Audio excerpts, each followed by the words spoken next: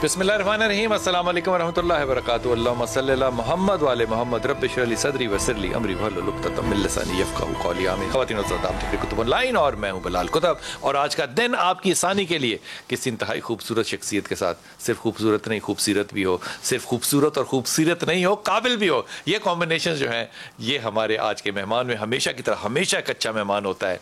आज भी डॉक्टर आतिफ काज़मी। अस्सलाम वालेकुम सर। जी वालेकुम अस्सलाम। मैंने एक लफ्ज़ डॉक्टर साहब गलत नहीं कहा, बड़ी मेहरबानी आपकी। आप ईमानदारी से कह रहा हूँ, आप हमेशा ही खूबसूरत खूबसीरत और काबिलियत ये एक जगह इकट्ठी हो तो अल्लाह की रहमत है। बहुत feel honoured sir. It's a pleasure, it's a pleasure. और जनाब कारी अब्दुल क़य्यूम साहब, अस्सलाम वालेकुम सर। वालेकुम अस्सलाम व रहमतुल्लाह। अल्लाह की रहमत। आप कैसे हैं सर? अल्लाह का करम। हुजूर अक़दस, मौसम जब बदलते हैं तो बहुत सी बीमारियां जन्म लेती हैं और बहुत सी बीमारियां ख़त्म हो जाती हैं, ये बात दुरुस्त है? बिल्कुल आपकी बात ठीक है। अगर आप जाके देखें उन सर्द ममालिक में जहाँ बर्फ़ ही बर्फ़ होती है 9 महीने, उनकी बीमारियाँ बिल्कुल डिफरेंट हैं। अगर आप हमारे मुल्कों में ट्रॉपिकल कंट्रीज़ में आ जाएं तो यहाँ जब सर्दी जाती है और जब यहाँ गर्मी आती है तो यहाँ बीमारियाँ डिफरेंट हैं। गर्मियों में जिल्द की किन बीमारियों के ऊपर ज़्यादा इंसान को तवज्जो करनी चाहिए? गर्मियों में सबसे बड़ी बात है कि जो पसीने के साथ, स्वेटिंग के साथ बीमारी हो सकती है वो आपको ज़रूर आएगी। नंबर 1 एक्जिमा, जिसे चंबल कहते हैं। दूसरे फंगस, जिसको दाद और दद्दर कहते हैं पंजाबी में, कई कहते हैं उल्ली लग गई जिसम को।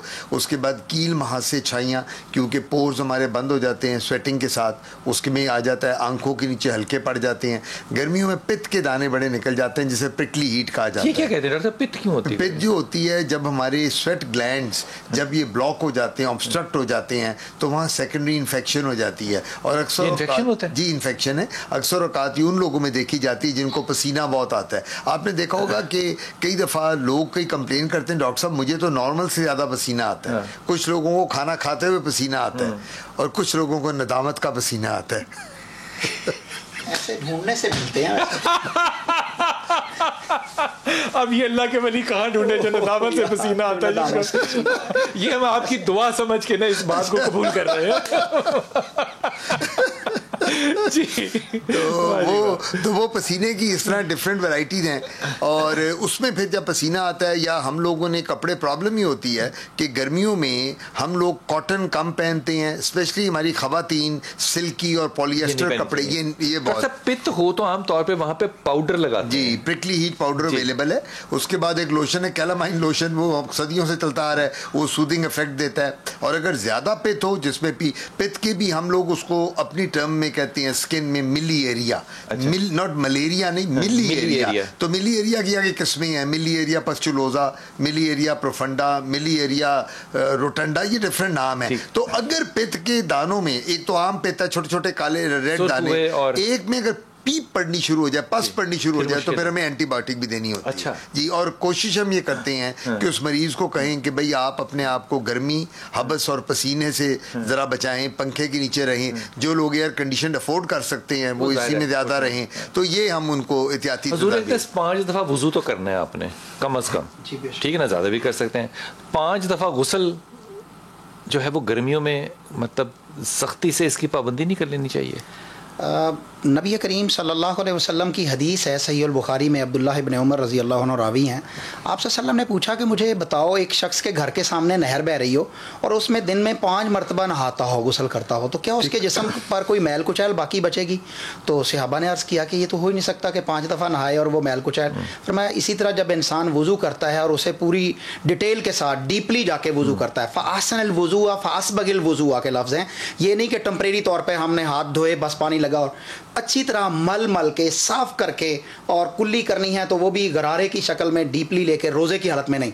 रोज़े की हालत होगी तो आप नॉर्मल कुल्ली करेंगे, नॉर्मल नाक में पानी लेके जाएंगे, सफाई करेंगे आप जहाँ जहाँ भी कोई मैल कुचैल फटी रह सकती है। लेकिन जहाँ जहाँ तो पसीना आता है वहाँ तो वुज़ू नहीं होता ना? वहाँ वुज़ू नहीं होता, लेकिन नहाना ये भी एक इबादत है। अगर इसे इबादत समझ कर किया जाए, गुस्ल करना, नहाना इबादत है। और सफाई अत्तहुर शत्रुल बड़ी अहम बात ये भी है, अल्लाह ने फरमाया कि सफाई निस्फ ईमान है। ये भी बड़ी अहम बात है कि जब हम मस्जिद में जाते हैं तो हम लोगों के अंदर होते हैं, तो वो जो प्याज खा के ना आने वाली बात है वो बाकी के पसीने पे भी आती है कि लोगों को हमक ना आए। आप बहुत अच्छी बात कह रहे हैं। अगर एक इंसान को पसीने की बीमारी है तो वो खुशबू का एहतमाम करे। नबी करीम सल्लल्लाहु अलैहि वसल्लम को खुशबू बहुत ज़्यादा पसंद थी, और खुशबू जो है उसका आपने तोहफ़ा देना लेना इसके मुतालिक भी आपने फरमाया। तो आपको पता है ना इस बात का कि खुशबू का तोहफ़ा लेना देना जी अल्हम्दुलिल्लाह देते भी हैं और लेते भी हैं। तो आप क्या आज कमल से ही बात कर लेते हैं, मेरे ख्याल में पता नहीं है कौन किसको देते हैं और किससे लेते हैं ये खुशबुओं के तोहफे। जी कमल, अस्सलाम वालेकुम बेटा। वालेकुम अस्सलाम। जी बेटे। सर मैं ये क्वेश्चन करना चाहूंगी सर से कि मेरे ना माथे पे बहुत ज्यादा ना छोटे छोटे पिंपल्स हो रहे हैं। अच्छा। और ना मेरे शोल्डर्स के ऊपर भी छोटे छोटे से बिल्कुल पिंपल्स ना बहुत ज्यादा हो रहे हैं, दोनों साइड पे शोल्डर्स के और माथे पे बहुत ज्यादा। कब से हो रहे हैं? ये तकरीबन मुझे 1 महीना हो गया है इस चीज को मैं फेस कर रही हूँ। एज कितनी इनकी? और मेरा वाटर इनटेक भी अच्छा है, मेरी डाइट भी अच्छी है, मैं फ्राई चीजें भी नहीं ज्यादा खाती, लेकिन पता नहीं अचानक से ना काफी ज्यादा होने लग गए हैं। आपकी उम्र कितनी है? एज कितनी? 22। और आप सिंगल हैं कि मैरिड हैं? सिंगल हूँ। और आप अच्छा फास्ट फूड वगैरह तो नहीं ज्यादा लेती? नहीं ज्यादा फास्ट फूड नहीं, लेकिन मतलब 1-2 बार हफ्ते में। और शाबाश, 1-2 बार हफ्ते में ज्यादा नहीं लेती पुत्र, हर दूसरे दिन तो फास्ट फूड ले रही हो। शाबाश शाबाश है, बहुत अच्छी बात है, बहुत अच्छा मेरा प्यारा बच्चा। और तुम कह रही हो ये ज्यादा नहीं है, यानी कि तुम रोज खाओ तो वो शायद ज्यादा हो। जी सर। ओके कमल, जरा सुनना डॉक्टर साहब की बात। देखिए बात सबसे बड़ी इन्होंने कमल ने खुद ही बता दिया, पहले तो 2 दफा लेती, मुझे लगता है ये भी कसरे नफसी से काम लिया है, 2 नहीं 2-3 लेती होगी। वो जो वो सुन रही थी कि अगर ज्यादा कहा तो डांट ही ना पड़ जाए कहीं। तो बात यह है कि हमारे जितने बच्चे टीनेजर्स 20, 21, 22 साल के, इन्होंने घर के खानों को खैरबाद कह दिया हुआ है ज्यादातर। अगर आप देखें कुतुब भाई, तो पहले जमाने में वीकेंड पे रेस्टोरेंट में रश बहुत होता था, छुट्टी के अगले दिन इतवार है, हफ्ते को बच्चे जा रहे हैं माँ बाप। अब हर दिन जो होता है वीकेंड मनाया जाता है। अगर आप बाहर खड़े हो तो आपको वो जो उनके रेस्टोरेंट की जो मैनेजर है वो कहती है जी आपको आधा घंटा लगेगा अभी सीट खाली होने का। आधा घंटा होना तो खुश नसीब इंसान, वो खुश नसीब, बिल्कुल आपकी बात सही है। अब इससे आप अंदाजा लगा लें कि हमारे डाइटरी हैबिट्स बिल्कुल बदल गए हैं। आपके पेरेंट्स, मेरे पेरेंट्स, किबला साहब के या दादा दादी वगैरह, उनको तो कभी कील नहीं निकले थे, उनको तो कभी दाने नहीं निकलते थे ऐसे। मुझे याद आया हमारी माँ तो कभी क्रीमें भी नहीं लगाती थी, गोरा करने वाली क्रीमें, या कभी बाल रिमूव करने वाली, क्योंकि उन लोगों ने दही खाया था, लस्सी पीते थे, दूध पीते थे, और वो मक्की की रोटी खाते थे, साग खाते थे, वो ये बर्गर पिज़्ज़ा शवारमे नहीं खाते थे। और ये जो सॉफ्ट ड्रिंक्स आजकल आई हुई हैं, बच्चे जब तक वो सॉफ्ट ड्रिंक टेबल पे ना पड़ी हो उनका खाना नहीं हजम होता। अच्छा मैं बड़ी ईमानदारी से आपको कह रहा हूँ, वो एक खास क्रीम होती थी, वो एक खास क्रीम होती थी जिसकी सिल्वर रंग की ना डब्बी होती थी, ऊपर ढकना होता था, वो मैं नाम नहीं उसका लेता, वाहिद क्रीम होती थी जो कि ये पड़ी होती थी, और ये तब लगाई जाती थी जब शादियों पे जाना होता था, इसके अलावा वो भी इस्तेमाल नहीं होती थी। मैं सर यही बात करता हूँ ना कि अब मेरे पास लोग आती हैं, वो माएँ या दादियाँ अपनी पोतियों या बच्चियों को लाती हैं, डॉक्टर साहब इसके तो सारे चेहरे और जिस्म पे बाल हैं, डॉक्टर साहब मेरे तो जिस्म पे एक बाल नहीं था कभी, मेरी शादी हुई। तो आपने बाजारों से रोटियां भी नहीं मंगाई थी ना, सालन भी नहीं मंगाए थे ना, आपने गंद भी नहीं खाया था। मैंने उनको यही कहता हूँ जो मैं आज कह रहा हूँ कि देखें बीबी, बात यह है हमारे जो पैटर्न है, डाइटरी पैटर्न, इसका बच्चों का बिल्कुल डिफरेंट हो गया। अब ये बच्ची जो बात कर रही है और ये वो कह रही है मैं एक बार के भी खाती हूँ करती हूँ, अब इससे इस बात की रिकग्निशन नहीं है कि ये ज्यादा है। सर आप उससे ये पूछें कि दही कितना खाती हो, बेटा तुम लस्सी गर्मियों में पीती हो, बेटा तुम जो उठती हो दूध पीती हो, अच्छी तरह फ्रूट्स और जूसेस खाती हो, वो कहेगी जी कहाँ फ्रूट्स और जूसेस, नहीं जी मुझे तो नहीं, मैं टेस्टी पसंद। तो ये मैं नहीं पूछूंगा ना, डॉक्टर साहब कह रहे हैं तो ये मैंने नहीं पूछना, क्योंकि जब ये पूछा जाता है ना तो कहते जी किसी चंगे डॉक्टर नाल मशवरा कराओ। आपको ये बात पसंद नहीं। जी रिदा, जी अस्सलाम वालेकुम रिदा बेटा। वालेकुम सलाम सर, मेरा क्वेश्चन ये है कि मेरी आम रूटीन में स्किन जो है वो बिल्कुल नॉर्मल होती है, मतलब हल्की सी ऑयली है, लेकिन गर्मियां जैसी स्टार्ट होती हैं सनब्लॉक वगैरह क्योंकि यूज करना पड़ता है, तो उसकी वजह से जो है ना मेरे पिंपल्स जो है वो बहुत इशू मुझे ना देखने में मिलता है। सनब्लॉक की वजह से पिंपल्स आ जाते हैं? जी मतलब ऑयली स्किन का में भी मुझे लगता है कि इशू हो जाता है ज्यादा, क्योंकि सनब्लॉक भी हमारे ऑयली होते हैं, तो कुछ ऐसा मुझे रिकमेंड काइंडली करें कि ये इशू जो है कम हो जाए। अच्छा मुझे ये बताओ कि तुमने डॉक्टर के मशवरे से सनब्लॉक लिया था? नहीं मैंने नॉर्मल मतलब यूज कर रही हूँ, मेरी गाज का वो शेल्फ पे जाते हैं जो पड़े होते हैं उनमें से अच्छा देखते हैं, जो खूबसूरत लगता है उसको ले लेते हैं, यही वाला ना? जी जी हाँ जी ऐसे। Very good very good. मैंने तो ऐसे लोग भी देखे डिफेंस में, आपको पता है बहुत सी दुकानें ऐसी जो कि खास तौर पे सिर्फ मेकअप के अंदर ही डील करते हैं, तो वहाँ पे बहुत से ऐसे हमारे चाहने और जानने वाले हैं जो कि जाके दुकानदार से मशवरा ले रहे होते हैं कि कौन सा सन ब्लॉक अच्छा है। वो जो दुकानदार से मशवरा लेना है वो यहाँ से लेना है मशवरा, ये है वो शख्स जिससे मशवरा लेना है, दुकानदार से नहीं लेना। डॉक्टर साहब क्यों हो जाते हैं उसको लगाने से? सबसे बड़ी बात है, उन्होंने बच्ची ने खुद ये बताया रिदा ने कि जी मैंने अपनी एक सन ब्लॉक लिया, किसी डॉक्टर को दिखाया, बखैर मेरी स्किन कभी ऑयली है हल्की सी। मैं ये समझता हूँ हमारी बच्चियाँ ये करती हैं कि टीवी में, सोशल मीडिया पे वो जब वो कोई ऐसी टॉप मॉडल और एक्ट्रेसेस को देखती हैं ना, ऐड में लिए होते हैं ना, उन्होंने तो कमर्शियल में उन्होंने पैसे लेके उन्होंने यूज नहीं की होती वो चीज। तो वो एक शैम्पू दिखाती है, एक टॉप कोई इंडियन एक्ट्रेस, पाकिस्तानी एक्ट्रेस या मॉडल, तो बच्चियां देख के बड़ी फैसिनेट होती हैं और वो कहती हैं जी इसका रंग गोरा हो गया, इसको तो सन ब्लॉक के साथ बड़ा ग्लो आ गई। अच्छा, वो फिर ये करती हैं, वो वही जाके मार्केट से लेती हैं। जब तक आपको आपकी स्किन टाइप का नहीं पता होगा, जब तक आपको ये पता नहीं होगा आपकी ऑयली है, आपकी ड्राई है या मीडियम है, आप किस तरह सन ब्लॉक यूज कर सकती हैं। डॉक्टर साहब ये क्या करें? डॉक्टर के पास जाए? सबसे बड़ी बात होगी ये बच्ची जो है डर्मेटोलॉजिस्ट के पास जाए, जो भी इसका नज़दीकी डर्मेटोलॉजिस्ट है वो इसकी स्किन को पहले एग्जामिन करेगा। वो एग्जामिन करके वो देखेगा कि इसकी स्किन टाइप बच्ची की क्या है, और उसके मुताबिक सन ब्लॉक। देखिए ये अक्रॉस द बोर्ड नहीं आप कर सकते। अब सिंपल आप मुझे आके कहें डॉक्टर साहब मेरे घर में मेरे माशाल्लाह 2 बच्चों को पिंपल्स निकले हुए, एक्नी है, मैं आपको दोनों की एक ही दवाई नहीं दे सकता। हो सकता है एक को सीवियर हो, एक को माइल्ड हो, एक को मॉडरेट हो। तो ये जो बात है ना, एक सन ब्लॉक लेकर तो सारी क्लास के बच्चियां वो 40, 60, 50 SPF वाला सारे यूज करना शुरू कर दें, ये कभी भी एक्सेप्टेबल नहीं हो सकता। अनुषा से बात करते हैं, लेकिन आपके पास एक सवाल छोड़ के जा रहा हूं कि ये जो इश्तहार में आप कहते हैं कि मैं ये बड़ी अच्छी चीज़ है और आपने वो इस्तेमाल नहीं की होती जैसे डॉक्टर साहब ने फरमाया, तो क्या ये झूठ के जुमरे में आएगा या नहीं आएगा? पहले अनुषा से बात कर लूं। जी अनुषा, अस्सलाम वालेकुम बेटा। वालेकुम अस्सलाम सर। जी मेरा बच्चा। जी मैं गुजरावाला से बात कर रही हूँ। मेरा सवाल ये है कि मेरी स्किन ना बहुत ज्यादा ड्राई है, इवन मॉइस्चराइजर लगाने के 1 घंटे बाद भी ऐसे मतलब इतनी ड्राइनेस चेहरे पे आ जाती है कि जिसकी वजह से बहुत मतलब ऑकवर्ड फील होता है, चेहरा बिल्कुल ड्राई हो जाता है मेरा। तो इससे कोई मसला आता है? जी मतलब ड्राइनेस होने की वजह से जैसे सफेद सफेद हो जाता है ना, वो धब्बे टाइप इस तरह लगने लग जाते हैं ड्राइनेस की वजह से। तो इसे मॉइस्चराइजर मुझे हर वक्त कैरी करना पड़ता है। आपकी एज कितनी है बेटा? मेरी एज 23 है। और आप अपना आपका सन एक्सपोजर कितना है बेटे, बाहर कॉलेज यूनिवर्सिटी में आना जाना? जी मेरा मतलब रेगुलर मैं यूनिवर्सिटी जाती हूँ तो सन एक्सपोजर मेरा मतलब डे टाइम तो काफी हो जाता है। ठीक। तो आप जो है कोई हैट या कोई इस तरह छाता वाता इस्तेमाल नहीं करती? बुरा लगता है? जी वो मतलब इस्तेमाल नहीं करती। ठीक है, तो आप ऐसा भी तो कर सकती हैं ना कि दुपट्टे को थोड़ा सा आगे करके तो चेहरे को जरा साए में रखें। ये डॉक्टर साहब किया जाता है? बिल्कुल किया जाना चाहिए ना ये।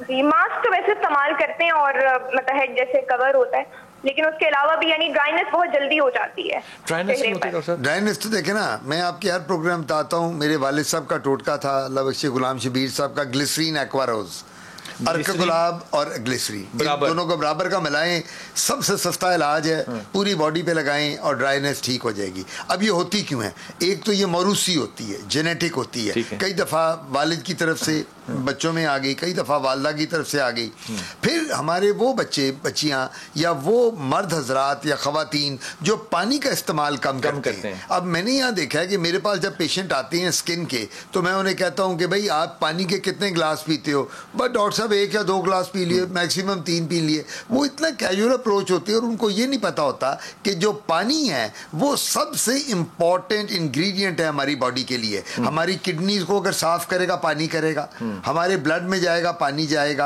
हम लोगों को अगर प्रोस्टेट में ब्लैडर में जाएगा पानी साफ करेगा। तो पानी हमारे बॉडी के लिए बहुत जरूरी। अब पानी का मतलब ये नहीं कि खाली आप पानी पीते जाएं, जूसेस ले लें, दूध है, मिल्क शेक्स हैं, चाय है, जी किसी फॉर्म में फ्लूइड्स आप ले जाने चाहिए। अब ये बच्ची जो है ड्राइनेस की बात कर रही है, इसको चाहिए कि फ्रूट्स और जूसेस और मिल्क शेक्स ज्यादा ले, पानी का इस्तेमाल ज्यादा करे और मॉइस्चराइजर्स जो मैंने आपको बताया ग्लिसरीन एक्वारोज, इसके अलावा मार्केट में बहुत ब्रांड्स हैं वो भी यूज कर ले। लेकिन मेरे ख्याल में सबसे बेहतर जो है ना वो कुदरती चीज होता है, ग्लिसरीन लें और उसमें डालें अर्के गुलाब और दोनों को मिलाएं हल्की तरह। लेकिन इसमें मुसीबत है ना, बेचारा सस्ता है, ब्रांड नहीं है, वो ब्रांड नहीं है ना। अच्छा बिलाल भाई, आपने जो सवाल किया था वो बहुत ही जबरदस्त है। रसूलुल्लाह सल्लल्लाहु अलैहि वसल्लम ने फरमाया जो धोखा देने वाला है वो हम में से नहीं है, जो झूठ बोलने वाला है उसका इस्लाम के साथ ताल्लुक नहीं है। आज हमारे ऐसे ऐसे ब्रांड हैं, एनर्जी का झटका, हकीकत में ऐसा कुछ नहीं है। तो ये बंदे जी झूठ नहीं बोलेगा मोमिन। तो ये ऐसा रिस्क हराम का रिस्क होता है। ऐसे एड्स जो हैं वो जायज़ नहीं है उससे पैसा अर्न करना, ठीक है, जो झूठ पर मबनी है। नबी करीम सल्लल्लाहु अलैहि वसल्लम ने फरमाया सच्चा ताजर क़यामत के दिन नबियों और सिद्दीकों शहीदों के साथ होगा, सच बोलकर तजारत करने वाला। ये जो बात कह रहे हैं ना कारी साहब, मुझे इस पे बात याद है कि एक सहाबी ने, मैं बात बड़ी ही मुताद तरीके से कह रहा हूँ, ऊपर और नीचे की खजूरों में फ़र्क था, तो आपने कितनी सख्ती से बात की थी कि ये क्या बात है, ये धोखाधही ये है। उसने हालांकि कुछ जुबान नहीं इस्तेमाल की, कुछ मतलब एक्सप्रेशन भी नहीं दिया, सिर्फ ऊपर और नीचे की खजूरों में फ़र्क था, एक में पानी था।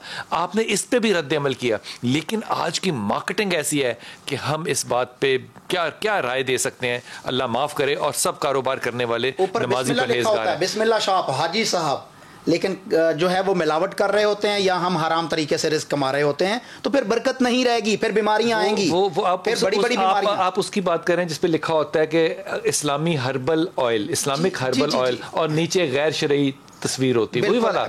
सिर्फ गैर शरई तस्वीर की बात नहीं है उसमें, मतलब कमाल है, कोई शर्म आती है यार, अल्लाह की पनाह यार। नाम के साथ बड़े बड़े अल्हाज लगे होते हैं और हम कम नापतोल भी कर रहे होते हैं। कम नापतोल इस मुल्क के अंदर, इस कौम के अंदर सबसे बड़ा जुर्म है, ठीक है। और हम कहते हैं हमारी नमाजें कबूल नहीं होती, हमारी दुआएं कबूल नहीं होती। भाई कैसे होगा जब आप मखलूक के साथ चीटिंग कर रहे हैं। मैं वक्फे पे जाऊं, वक्फे पे चले जाऊं, एक छोटा सा वक्फा लेते हैं, लेकिन ये बात ज़हन में रखिएगा कि आपके कोई भी जो बुरे अमाल है ना, मैं ये बात बड़ी आजी से अदब से कह रहा हूँ, अगर आपने मेरी दुरुस्ती फरमानी है तो आप मुझे बता सकते हैं, मैं दुरुस्त कर लूँगा अपने आप को। आप अपनी बुराइयों को इबादत से दुरुस्त ना करें, इबादत की वजह से आदात को ठीक करें। खुदा के वास्ते ये जो झूठ बोलना है ना, ये आपके लिए नुकसानदेह होगा रोज़े क़यामत, लेकिन लोगों के लिए नुकसानदेह ये इस दुनिया में है। ये नुकसान पहुँचाना बहुत बड़ा जुर्म है। वक्फा लेती है, वापस आते हैं। बिस्मिल्लाहिर्रहमानिर्रहीम। हमारे साथ कौसर है मुल्तान से, उनसे भी बात करते हैं, लेकिन एक जुमला आपके अदब और आपकी इजाज़त से कहता चला जाऊँ। आज ये ज़माना आ गया डॉक्टर साहब कि मेरे जैसा एक नलायक और जाहिल इंसान जब उसको कोई आलिम जो है वो हदीस सुना रहा होता है तो दिल में डर आ रहा होता है कि कहीं ऐसी बात ना हो जाए जो कि सुनने वालों के गुमान में, मैं क्या लफ्ज़ इस्तेमाल करूँ, ऐसा ही है ना, डर के बात करनी पड़ती है। मैं खुदा की कसम खा के कह रहा हूँ, अल्लाह गवाह है, मैं कभी ज़िंदगी में नहीं सोच सकता था कि ये भी वक्त देखना पड़ेगा कि अल्लाह रसूल की सच्ची बात को, सच्ची और सुच्ची बात को करते हुए दिल घबराएगा। लेकिन क्योंकि माल इतना ज़्यादा दुनिया में आ चुका है और वो किन ज़राए से आ चुका है, बात करते हैं जी। अस्सलाम वालेकुम मुल्तान। वालेकुम सलाम जी, मेरा पुत्र कौसर। जी सर, मैं कौसर मुल्तान से बात कर रही हूँ। सर मेरा सवाल ये है कि मेरी ना स्किन नॉर्मल है, लेकिन उसके ऊपर जो पिंपल्स आते हैं ना तो वो दाग छोड़ जाते हैं और वो दाग जो है वो डिम होते ही नहीं है। अच्छा, इन पिंपल्स में पीप भी पड़ता है? जी सर, पीप भी पड़ता है। कितने दिन रहते हैं ये? सर ये वीक, ऑलमोस्ट वीक तो चलते हैं और उसके बाद जब जाते हैं तो फिर वो इतना बड़ा सा निशान छोड़ जाते हैं। तुमको मेडिकेशन करती हो? नहीं सर। अच्छा, उम्र कितनी बेटी है आपकी? सर 22 इयर्स की हूँ मैं। ओ शाबाश, सारी जवान छोटे छोटे से बच्चे बात कर रहे हैं। और कितना खाती हो? बाहर से खाना कितना मंगाती हो वो ऐप से? सर घर का ही खाते हैं, बाहर का बहुत कम, कभी वंस इन ब्लू मून। क्या बात है, अच्छी बात की। ठहर जा, सुन जरा बात। ये वही पिंपल्स वाली बात है। अब इसमें बच्ची जो ये कह रही है मेरे निशान पड़ जाते हैं, अक्सर औकात हमारी बच्चियों में, स्पेशली बच्चियों में एक आदत है कि जब चेहरे पे दाने निकलते हैं तो वो उनके साथ दबाना शुरू कर देती हैं, स्क्रैच करती हैं, पी बाहर निकल आए, और वो अपने खुद ही एक ऐसी चीज़ें इस्तेमाल करती हैं जिनके साथ उनका ख्याल होता है कि गंद निकल जाएगा, डॉक्टर के पास नहीं जाना चाहिए। डॉक्टर साहब, ये काम तो पार्लर पे भी करवाते हैं लोग। ये पार्लर पे भी कराते हैं। अनहाइजीनिक है, बिल्कुल एब्सोल्युटली अनहाइजीनिक। देखें, आपके स्किन की कोई प्रॉब्लम है और आप खुद उसको लेके अपने नाखून के साथ स्क्रैच करना शुरू कर दें, या आप उसको दबाएं कि पीप में बाहर, या ब्यूटी पार्लर पे जाके आप अपने ब्लैक हेड्स निकलवानी शुरू कर दें किसी औजार के साथ, तो वो तो आपके गड़े पड़ जाएंगे, काले काले निशान पड़ जाएंगे। इसको हम कहते हैं एक्नी एक्सकोरी, इसका नाम है। एक्सकोरिएशन हो जाती हैं खारिश के साथ चेहरे पर।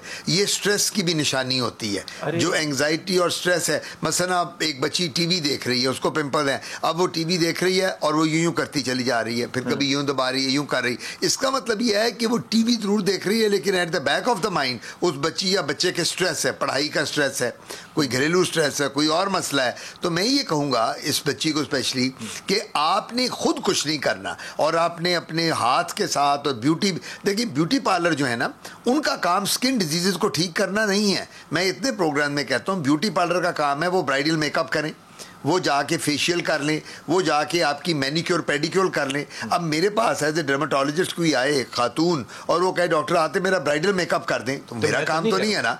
मैं उसको कहूँगा भाई मेरा काम नहीं, मैं तो डर्मेटोलॉजिस्ट हूँ। डॉक्टर साहब ये इसका मतलब कि अपने उन दानों को एक तो डॉक्टर के पास जाए और छीले ना। नहीं, इन्होंने छीलना बिल्कुल नहीं है। और मैं इसमें एक और बात ऐड करूं, हमारा एक यहाँ काम चला हुआ है गांव में और ज़्यादातर रूरल एरियाज़ में देसी टोटके इस्तेमाल करना। मैं मानता हूँ देसी टोटकों में जो हर्बल, उसको अंग्रेजी में हम हर्बल मेडिकेशन कहते हैं। हर्बल मेडिकेशन नबी पाक के ज़माने से चलती आ रही है और नबी पाक हमारे साहबा सब यूज़ करते थे। लेकिन हर्बल मेडिकेशन का भी एक स्किन डिजीज़ के ऊपर उसकी इंडिकेशन हो तो यूज़ करनी है। कोई चेहरे पे अंडा लगा रहा होता है, कोई नीम का पानी लगा रहा होता है, कोई लीमू का पानी लगा रहा होता है, कोई दही लगा रहा होता है। हर स्किन जो है वो इसको एक्सेप्ट नहीं करती। तो मेरा मशवरा ये होगा कि आपने अगर कोई देसी टोटका करना भी है तो वो भी आप अपने डॉक्टर से, डर्मेटोलॉजिस्ट से पूछें, क्योंकि हमें पता होता है कि अगर कोई हर्बल प्रेपरेशन यूज़ करनी है तो कौन सी स्किन पे वो इफेक्टिव होगी। ये जो डॉक्टर साहब बात कर रहे हैं ना, इस बात को मैं सिर्फ आगे बढ़ाते हुए कहूँगा, ये नेचुरोपैथ हैं, आयुर्वेदिक हैं, जो भी हैं, हम नए नए नाम इस्तेमाल करते हैं। आप हमेशा इनकी ज़रा क्वालिफिकेशन को ज़रूर चेक किया कीजिए। आपको हैरत होगी कि ये आप जिन लोगों के हवाले अपने आप को करते हैं वो कितने ज़्यादा मेरी तरह नालायक होते हैं। लेकिन जब आप बाहर की दुनिया में जाते हैं और कोई अपने आप को ये कहता है तो उसकी यूनिवर्सिटी की जो एजुकेशन होती है वहाँ से बैठ के आपको पता चलता है कि वो सुपर स्पेशलाइजेशन है। वो सुपर स्पेशलाइजेशन है जब ये बातें करते हैं। और हमने हर चीज़ को, अल्लाह माफ़ करे मुझे, अल्लाह माफ़ करे, हर वो शय जो कि मैं बेचना चाहता हूँ और मेरे से नहीं बिक रही, मैं अगर उसको कहूँ कि ये इस्लामी तरीका इलाज है तो वो बिकना शुरू हो जाती है। खुदा के वास्ते थोड़ा सा रहम करने की तरफ अपील करूंगा उन तमाम लोगों से जो कि ये काम करते हैं। जी जुबैरिया, अस्सलाम वालेकुम। जी जुबैरिया बेटा, जुबारिया जी जुबारिया। मेरा ये सवाल है कि मेरे स्किन का जो कलर है ना वो डबल टोन है। डबल टोन है? जी डबल टोन। ठीक है। बहुत परेशानी होती है। आपकी एज कितनी है? मेरी एज 21। कितनी? 21। तो बेटा आपका बाहर कितना एक्सपोजर रहता है, कॉलेज यूनिवर्सिटी वगैरह? यूनिवर्सिटी गोइंग हूँ। जी जी। हाँ, तो वहाँ के लिए होता है। नहीं, तो आप वहाँ यूज करती हैं कोई सन ब्लॉक या कोई सन ग्लासेस या कोई कैप कोई यूज करती हैं कि नहीं? नहीं, ऐसा ये चीजें नहीं यूज करती। अच्छा, एक मुझे ये बताओ कि जिस्म में हर जगह डबल टोन है या चेहरे, गर्दन या बाजू या इन चीजों पे सिर्फ? बस चेहरे पे है, फोरहेड का और साइड से कलर डिफरेंट है और नोज और चीक का इस तरह से वाइट है। ठीक। ये डबल टोन का है ना, हाँ। ये बड़ी कॉमन प्रॉब्लम है। अब मेरे पास पेशेंट आते हैं कि डॉक्टर साहब मेरी तो डबल टोन है, कोई यहाँ से पिगमेंटेशन है, इधर से डार्क है, इधर से वाइट है। डॉक्टर साहब अगर मेरी बॉडी देखें तो ज़्यादा ग्लो करती है चेहरा मेरा। रीज़न उसकी ये है कि अब ये बच्ची है, यूनिवर्सिटी में पढ़ रही है। मैं जब किंग एडवर्ड में पढ़ाता था या आजकल मैं यूनिवर्सिटी ऑफ लाहौर में पढ़ाता हूँ, तो मैं बच्चियों को कहता हूँ जब गर्मियाँ अब आ रही हैं, गर्मियों के बारे से हम बात कर रहे हैं, तो आपने जब बाहर निकले यूनिवर्सिटी कैंपस में जाना है, एक क्लास से दूसरी क्लास में, एक डिपार्टमेंट से दूसरे डिपार्टमेंट में, तो फासले बहुत हैं। तो एक तो गर्मियों में आपने कैप या हैट पहने, सन ग्लासेस यूज करें, मिनरल वाटर की बोतल आपके पास हो, और सबसे बड़ी बात यह है कि सन ब्लॉक अपने डॉक्टर से पूछ के वो साथ आपके होना चाहिए, ताकि आपकी वो जो ट्रैवलिंग है from one department to other department. इसका मतलब ये हल्का सनबर्न भी हो रहा है? जी, होता ये है कि ये बच्चियां जिस तरह वो कह रही हैं जी हाँ मैं डिपार्टमेंट में, मैं तो कुछ भी यूज नहीं करती। जब ये मई, जून, अप्रैल में, जुलाई में के महीने में बाहर एक डिपार्टमेंट दूसरे, वो जो सन रेज हैं हमारी, सन रेज हमारी स्किन को बर्न करती हैं, और वो बॉडी हमारी तो क्योंकि कवर्ड है, वो तो हमारी उसी तरह ही वाइट में बच जाती। जो ये एरिया होता है नंगी जल्द, वो डार्क हो जाती है, और वो पंजाबी में कहते हैं डब खड़बा सा बंदा हो जाता है, एक पैच इधर बन गया, एक डार्क हो गया।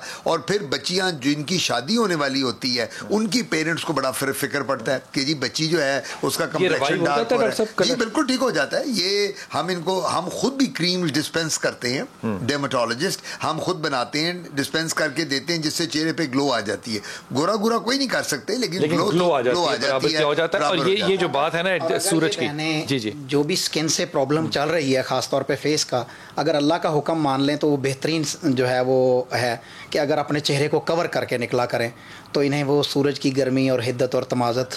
एक तो मामला होता है सूरज की गर्मी का कि सूरज पड़ रहा हो, दूसरे नंबर प्रॉब्लम होता है इनडायरेक्ट हीट, वो भी बहुत ज्यादा, वो भी बड़ी जरूरी है। दूसरी जो किबला साहब ने कहा, अब तो कवर इनको देखें, मास्क अब आपको मैं बता दूं, ना मनो अल्लाह दी, ये मनो ये मास्क जो है ना, ये मैं आपको, मेरा जाती ख्याल है, बल्कि मैं कल पढ़ रहा था बिल गेट्स का एक बयान आया हुआ था कि जी 2025 तक ये मास्क नहीं उतरने। तो वो लोग जो ये मास्क और चेहरे छुपाने को एक बुरा कह रहे थे, ऐब समझते थे, उन्होंने भी पहनना शुरू कर दिया। अब देखें अल्लाह ताला की तरफ से, यानी फ्रांस में और उन ममालिक में जहां बड़ा शोर होता था कि वेल नहीं लेनी है, आपने पर्दा नहीं, खातून करेगी, अगर करेगी नौकरी से निकाल देंगे, अल्लाह ताला ने ऐसा काम किया कि अब वो सारे की सारी कवर कर रही है, लाजमी, वगैरह आपको इंटरेस्ट नहीं मिलेगी।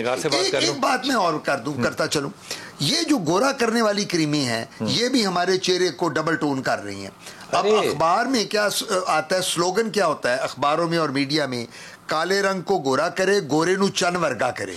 अब वो जो क्रीम है, वो जो चन वर्गा, जो आपको चौधरी का चांद बनाना चाहती है, उस क्रीम के अंदर क्या होता है, स्टीरॉइड्स नंबर 1, मरकरी नंबर 2, और जितनी भी 2 नंबर, तो पॉइजन है।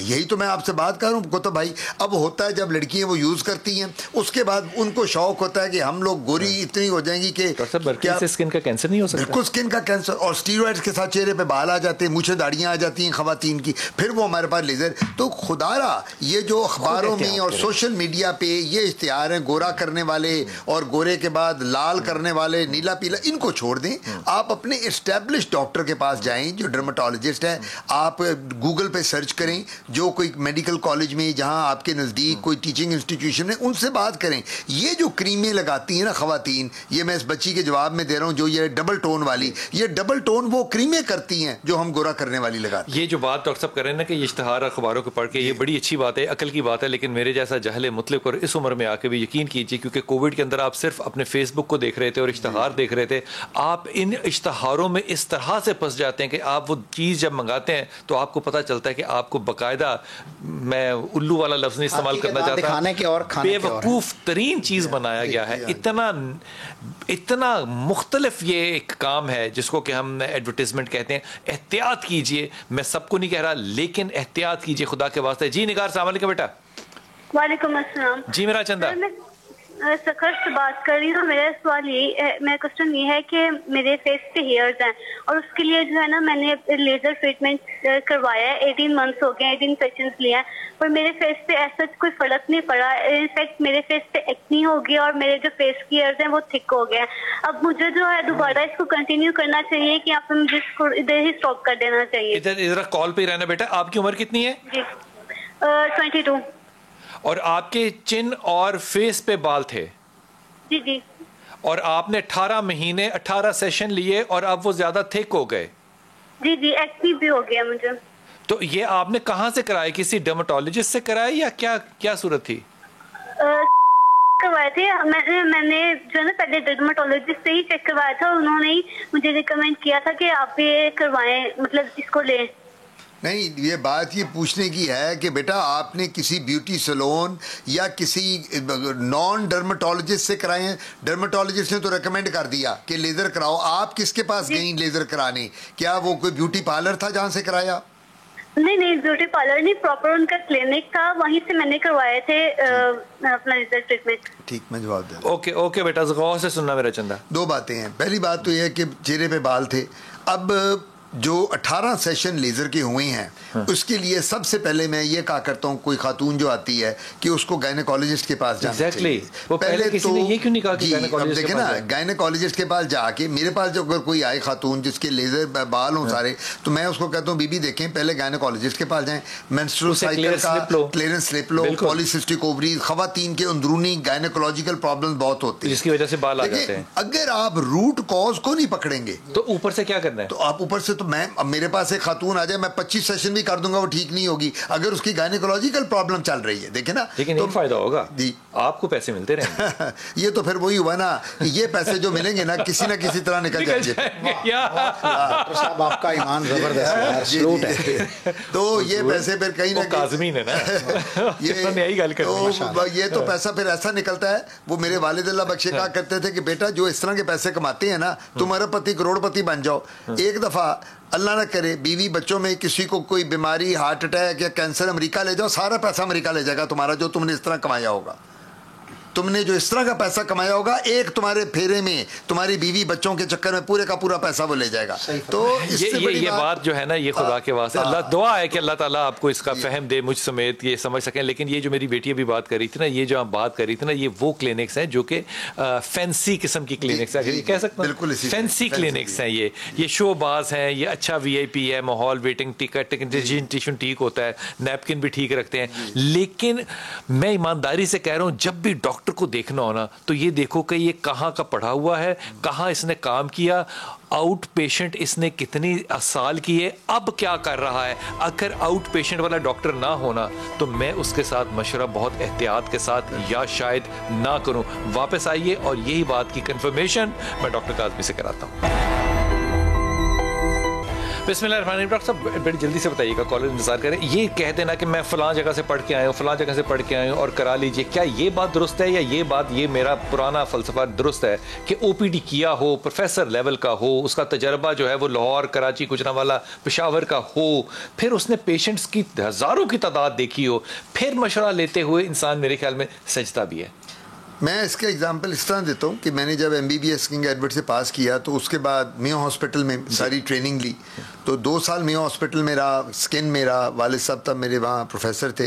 तो उसके बाद मैं जब मुल्क से बाहर गया पढ़ने के लिए, यूरोप में या अमेरिका में, जहाँ भी वलायत में गया, तो वहाँ जब वो आपको मरीज़ दिखाते हैं आउटडोर में, हमने तो मैं अस्पताल में 1-1 हज़ार मरीज़ दिन में देखा होता है स्किन मरीज़ का, और हमारा तजर्बा ऐसा होता है कि अंदर मरीज़ आ रहा होता है तो हम नुस्खा लिख देते हैं कि हमें अच्छा। वहाँ मैं जब गया तो वो जो हमारे टीचर कंसल्टेंट थे, वो जब मरीज़ एक लेके आए तो सारे गोरे देख रहे कर रहे हैं, मैं एक सेकंड में कह दूँ ये डायग्नोसिस है, वो कहते हैं कि तो आपने तो बायोप्सी भी नहीं की। मैं कहा मेरी आंखों ने सब बायोप्सी कर ली है। रीज़न उसकी ये है कि जो तजर्बा है, जो आउटडोर की आपने बात की है, हम जब मरीज, मैं अगर दिन में 1000 मरीज में हॉस्पिटल के स्किन आउटडोर में देख रहा हूं तो मेरे से तो आगे जीत ही कोई नहीं सकता फिर, क्योंकि मैंने उस 1000 मरीज में हर वैरायटी का मरीज देखना है। ये जिनके साथ ये मुकाबला करने गए थे ना, उन्होंने अपने जिंदगी में 1000 देखना है। हाँ, उन्होंने जिंदगी में। अच्छा है ना, और मैंने यही बात की, मैंने अपने कंसल्टेंट को, वहां मुझे उसने कहा doctor Kazmi how many patients do you see per day? मैं कहा 1000। वो तो बेहोश हो गया बंदा गोरा, कहता 1000 in 1 month और 1 year। मैं कहा 1 day। कहता we see 5 patients a day। तो ये फर्क है, लेकिन ये हमारे डॉक्टर्स की ना काबिलियत भी है, काबिलियत भी। मैं आपको आज एक बात बताऊं, हमारे डॉक्टर जैसा, मैं मकसद बाकी अच्छे बुरे तो हर जगह होते हैं, लेकिन इनका मुकाबला ही कोई नहीं। जब ये हम लोग बाहर जाते हैं, पाकिस्तान से ट्रेंड होते हैं, आप यकीन करें we are one of the best in the world. और ये मैं डॉक्टर नहीं, और मैं आपको इस बात की गवाही दे रहा हूं कि ये बात बिल्कुल सच है, क्योंकि इनका ओपीडी इतना सख्त और इनके प्रोफेसरों ने इनको इतना रगड़ा, ठीक है, रगड़ा लगाया होता है कि जब वो आगे जाते हैं तो जिंदगी आसान होती है और डायग्नोसिस टू द पॉइंट और रिस्क लेना उनको आता है। जी अस्सलाम वालेकुम कोमल। वालेकुम अस्सलाम। जी मेरा बेटे, डॉक्टर साहब से मेरा सवाल है कि मेरे ब्लैक हेड्स का बहुत इशू आता है। किस चीज का बेटा? बहुत सारे ब्लैक हेड्स का, ब्लैक हेड्स का होता है। अच्छा, बहुत सारे टोटके भी इस्तेमाल किए हैं लेकिन उससे कोई फर्क नहीं पड़ता। ब्लैक हेड ज्यादा कहाँ होते हैं? नाक पे, चेहरे पे, कहाँ? नाक पर भी होते हैं, चेहरे पर भी होते हैं, कंधों पर भी होते हैं। तो आप निकालती हैं उनको, क्या करती हैं? अंडा भी इस्तेमाल करके देखा है, निकाल कर भी देखा है, लेकिन वो दोबारा एक तो आ जाते हैं और कोई खास इफेक्टिव नहीं है कोई भी रेमेडी। आपकी एज कितनी है? मेरी एज 24 साल। सिंगल हैं कि मैरिड हैं आप? मैं सिंगल हूँ। अच्छा ठीक, ओके बेटा, गौर से सुनना बेटे। ये ब्लैक हेड जो हैं ये पिंपल एक्नी की निशानी है, इसको हम कहते हैं कॉमिडोन्स अपनी ज़बान में। ब्लैक हेड, जो ब्लैक हेड्स होते क्या हैं भला, हमारे जब पोर्स ब्लॉक हो जाते हैं, जो ग्लैंड्स हमारे, तो वहाँ हमारे मेलानिन जो हमारे रंग को डार्क कंप्लेक्शन देती है उसको मेलानिन कहते हैं, MELANIN। जो गोरे लोग होते हैं उनमें मेलानिन की बहुत कमी होती है या बिल्कुल नहीं होती। फुलबेरी जो हो जाती है, बरस होती है ना, तो बरस में मेलानिन खत्म हो जाती है, तभी वो बंदा बिल्कुल गोरा नजर आता है। तो मेलानिन हमें ब्लॉक करती है, वो काले काले धब्बे जिसको ब्लैक हेड्स कहते हैं। इस बच्ची को मेरा मशवरा ये होगा कि अक्सर औकात बच्चियां क्या करती हैं, या तो वो खुद निकालना शुरू करती हैं नाखून से, या ब्यूटी पार्लर पे जाके मेलानिन एक्सट्रैक्टर मिलती हैं जो ब्यूटिशियन यूज करती हैं। बिल्कुल ऐसा काम ना करें, क्योंकि वो गंदा होता है, हर किसी पे इस्तेमाल हुआ होता है, स्टेरलाइज नहीं होता, तरीका नहीं आता। अब तो कोविड का जमाना है और कोविड के जमाने में तो बिल्कुल ही ऐसा काम ना करें। और दूसरी बात यह है कि जब आप वो एक्सट्रैक्टर से निकालेंगे निकालेंगे या नाखून से निकालेंगे तो वहाँ गड़ा पड़ जाएगा, और वो स्कार जिसको हम कहते हैं पड़ जाए तो वो टेप्स भी आती हैं लगा जी, टेप भी आती। मैं ये कहूँगा कि जब भी ब्लैक हेड निकले उसके 2-3 तरीके हैं इनको दूर करने के। एक तो आपने फेस वॉश अच्छा यूज़ करना है, दिन में 5-6 दफ़ा, जिस तरह किबला बात कर रहे थे हम 5 दफ़ा वज़ू करते हैं, वो 5 दफ़ा तो आप अगर नमाज पढ़ें वज़ू करें उससे तो आइडियल चीज़ ही कुछ नहीं। आपका चेहरा भी साफ़ है, जिस्म भी साफ़ है, लेकिन उसके अलावा भी आपने फेस जो है उस पर पानी अपना फ्रेश वाटर को स्प्रिंकल करती चली जाए। अननेसेसरी कॉस्मेटिक्स और मेकअप का इस्तेमाल ना करें। होता ही है कि हमारे मुल्क में ये कि जी ये मेरी खाला ने अमेरिका से एक क्रीम भेजी है, ये मेरे मामू ने इंग्लैंड से भेजी है, ये खाला मामू की क्रीमें जो है ना ये मुंह का बेड़ा गर्क करती हैं। आपने वो ब्रांड लेना है जो आपकी स्किन को सूट करे, और वो ब्रांड इवन पाकिस्तान में भी अगर मिलता है तो वो ले लें आप, लेकिन डिफरेंट ब्रांड्स की क्रीम्स, लोशंस और जेल्स इनका इस्तेमाल ना करें। हर बाहर से आने वाली चीज़ ज़रूरी नहीं है आला हो, जो यहाँ पे है वो भी बड़ी आला हो सकती है और जो लोकल टोटका है वो भी बड़ा आला हो सकता है। तस्कीन, अस्सलाम वालेकुम बेटा। वालेकुम सलाम जी, मेरा सवाल डॉक्टर साहब से है कि ना थ्रेडिंग यूज कर करके ना मेरे अपर लिप्स की जो स्किन है ना वो ब्लैक हो गई है। क्या थ्रेडिंग यूज कर? थ्रेडिंग से जी, अच्छा, थ्रेडिंग से। अच्छा, तो उसके लिए मुझे बता दें कि रेमेडीज भी मैंने यूज की हैं, उसकी वजह से जो मेरे बाल है ना वो भी सख्त आ रहे हैं। अच्छा, थ्रेडिंग फेस की बात कर रही हैं आप? थ्रेडिंग अपर लिप्स की जी करती हैं बच्चियाँ। Okay okay. ये थ्रेडिंग जो कर रही हैं अपर लिप की, सबसे बड़ी बात है कि पहली बात तो ये है कि थ्रेडिंग के बाद पिगमेंटेशन, लेजर के से पहले हमारी खवातीन या बच्चियाँ वैक्सिंग थ्रेडिंग करती थी ये चेहरे के इधर अपर लिप्स के चिन के बाल रिमूव करने के लिए। तो अगर इनकी स्किन में पिगमेंटेशन आ रही है तो हम क्रीम्स भी देते हैं, डॉक्टर हमारे पास होती हैं जिसके साथ ठीक हो जाएगा। और अब लेज़र भी अवेलेबल है जिसके साथ ये कहती हैं ना मेरे बाल थिक हो गए हैं, उन थिक बालों के लिए लेज़र अवेलेबल है, एनडी यैग अवेलेबल है, डायोड अवेलेबल है, डिफरेंट लेज़र्स अवेलेबल हैं जिनके साथ बालों को ख़त्म किया जा सकता है और उसके अलावा पिगमेंटेशन को ख़त्म किया जा सकता है। बालों का होना जो है ये नॉर्मल है? नहीं, बालों को ना देखिए, एक तो मैंने आपको बताया ना सबसे बड़ी कॉज, पहला रीज़न है बालों का जेनेटिक मौरूसी। अगर वालदा को थे, नानी को थे, खाला को, पप्पो को, तो आगे फैमिली में बच्चियों में आ गए। दूसरा बात है एबनॉर्मल मेंस्ट्रुअल साइकिल, ठीक, हार्मोनल इश्यूज। नंबर 3 गोरे रंग, काले रंग को गोरा करने वाली, गोरे को चानवर का करने वाली क्रीमें। सबसे बड़ा जो रीजन मैंने अब अपनी तजर्बे में देखा है 40 साल में, जो सबसे बड़ा रीजन है वो ये क्रीमी है। मैंने जब से देखा है ये बच्चियों ने कॉलेज स्कूल की और ये हमारी बड़ी बुजुर्ग औरतों ने भी क्रीमें शुरू कर दी हैं गोरा करने वाली, सबसे ज़्यादा इसकी वजह से भी ये बाल हमारे चेहरे पे आ रहे हैं। अच्छा, तो अब करना भी ये चाहिए। मैं इनको यही बच्ची को कहूँगा कि वैक्सिंग थ्रेडिंग बंद कर दें। वैक्सिंग थ्रेडिंग तो जब करेंगी वक्ती तौर पर फ़र्क पड़ेगा, आप अपने डर्मेटोलॉजिस्ट माहिर अमराज़ जिल्द के पास जाएँ, उनको जाके इन्वेस्टिगेट कराएँ। और यही बात है, अगर वो कहते हैं तो गायनेकोलॉजिस्ट को दिखा दो ये बाल क्यों आ रहे हैं, वरना लेज़र करें। ये आसानी है। हुजूर एक चीज़ है, एक दवाई है, मैं दवाई के तौर पे या उसे मेकअप के तौर पे क्रीम को इस्तेमाल करता हूँ और उसके अंदर बाकायदा जहर है और मुझे इस बात का नहीं इल्म कि उसमें जहर है, चाहे उसके कंटेंट में लिखा हो, लेकिन मुझे नहीं पता कि मरकरी जो है वो जहर है। ये इस्तेमाल करना आपको लगता है कि करने वाले का ज़्यादा कसूर है कि करवाने वाले का ज़्यादा कसूर है? नबी करीम सल्लल्लाहु अलैहि वसल्लम फरमाते हैं कि ला ज़रारा वला ज़रारा फिल इस्लाम।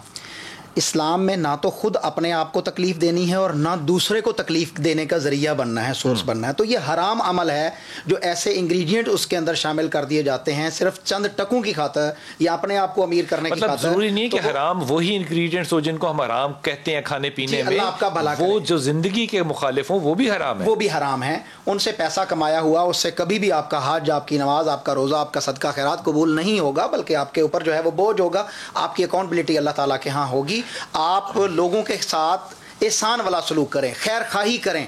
नबी करीम सल्लल्लाहु अलैहि वसल्लम जब किसी शख्स को मुसलमान करते थे तो उसके अंदर ये बात शामिल होती थी बैत के अंदर, वन नुस्खु लिकुल्लि मुस्लिमिन, हर शख्स के लिए हमने भलाई करनी है, उसकी खैर खाही करनी है, उसके साथ अच्छाई करनी है। और आज हर शख्स के लिए, हर शख्स के लिए ये बैत का लफ्ज शामिल था कि मैं खैर हर शख्स के लिए, हर शख्स वो पसंद हो या ना पसंद हो, वो काला हो या गोरा हो, लंबा हो या छोटा हो, हर शख्स के लिए। यही तो इस्लाम है कि हर शख्स के लिए। अच्छा, ये मैं बात जो है ना डॉक्टर साहब, मैं ये बिल्कुल आपके प्रोफेशन से अलग हट के कह रहा हूँ। देखिए, हजरत बिलाल हबशी जो है उनका जिक्र आज हम कितने सालों बाद कर रहे हैं, ठीक है। अजान जो है वो आप हो ही नहीं सकता कि वो याद ना आए। अब हम हजरत बिलाल हबशी को जब याद करते हैं तो हम किस अकीदत से उनके लिए सोचते हैं, और वो हैं कौन? हबशा के खानदानी हबशी, खानदानी हबशी। ये जरूरी तो नहीं है कि रंग गोरा हो, काले रंग में भी तो हुस्न होता है ना। देखिए सर, हम लोग जो है ना, आपकी क्या कमाल आपने बात की, जो एग्जांपल आपने दी है, इससे बड़ी एग्जांपल क्या हो सकती है। और मेरे पास जब लोग आते हैं ना, तो प्रॉब्लम ही ये होती है कि मैं उन ख़वातीन को जो गोरा करने के लिए आती हैं, तो मैं भी उनको अक्सर औकात यही एग्जांपल देता हूँ, हज़रत बिलाल हबशी वाली। अब मुसीबत सबसे बड़ी है, हमने अपना एक स्टेटस सिंबल बना लिया हुआ है हमारा एक वो। अब मेरे पास, मैंने एक दफ़ा पहले भी शायद प्रोग्राम बात की थी कि एक खातून मेरे पास आई, उन्होंने कहा कि डॉक्टर साहब, ये मेरा बेटा जो है वो डार्क कम्प्लेक्शन का है, मैं बहू जो थी ये मैं गोरी लेके आई कि मेरे बच्चे जो होंगे गोरे होंगे, वो तो मेरे बेटे पे काले चले गए, डार्क हो गए, मैं अब क्या करूं? आप कोई ऐसी दवाई बता सकते हैं कि नेक्स्ट टाइम जो प्रेगनेंसी हो वो बच्चा मेरी बहू पे जाए, मेरे बेटे पे ना जाए? आपने माफी मांगी फिर? मैंने कहा बीवी, ये तो मैं वाकई माफी का तलबगार हूं। मैंने कहा जी कि क्या कहती जी, 3 बच्चे हैं, तीनों मेरे बेटे पे डार्क, हमने तो अपनी जनरेशन को संवारना था, मैंने अपनी जनरेशन को गोरा करना था, मैं एग्जैक्ट आपको बता रहा हूं। और ये मेरी बहू कितनी गोरी है मेरे, तो मैं अब क्या करूं? कोई दवाई ऐसी बता दें कि जब नेक्स्ट प्रेगनेंसी हो तो वो मेरी बहू पे रंग उसका बच्चे का जाए, मेरे बेटे पे ना जाए। ये जो कम्प्लेक्स है ना इंसानों के अंदर, कम्प्लेक्स, इसको खत्म करना होगा। इन्ना अकरमकुम इंदल्लाहि अतकाकुम, काला है, क्लोटा है, वाइट है, गोरा है।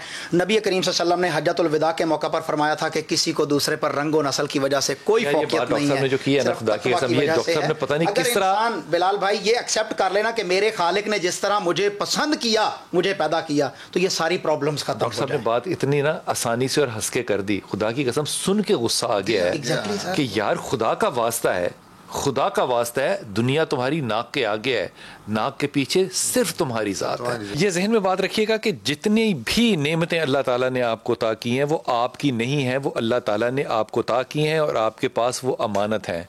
उसमें ईमान, किरदार, सब चीज़ें, लेकिन जो आपको रंगत, जो सूरत, जो सेहत दी है, यकीन कीजिए इसको भी अमानत समझ के कबूल कीजिए, अल्लाह रहम भी डालेगा और बरकत भी।